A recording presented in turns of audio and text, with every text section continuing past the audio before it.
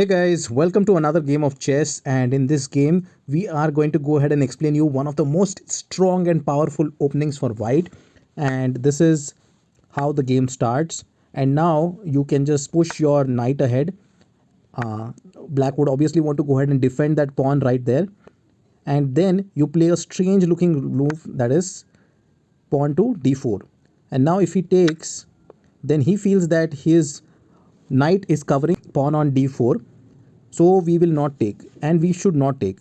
The move that we are going to play is totally unexpected because we are moving the same piece twice, and this is the move. Now our knight is in a tentative position, so I think black would not want to go ahead and have our knight and in that position at so early in the game.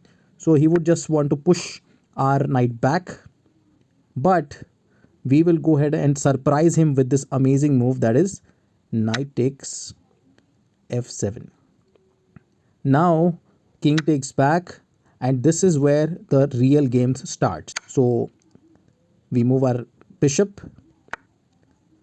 The only option that he has is to move back, and now we go ahead and apply a check to our queen. Now the only move that king has is this, and then we have an amazing move, that is queen to f7. Now there is only one place that the king can go, and he moved there, and then we just get our bishop back in attack, and now he is in a very tentative situation. The only place that he can go is to c5, and he goes there, and then you just bring back your queen into the game and apply a check. Now there are two options that king can do. He can either go to b4, but that is a complete checkmate. But if he goes to b6, again that's checkmate as well, once we go ahead and push our king on the b5 point.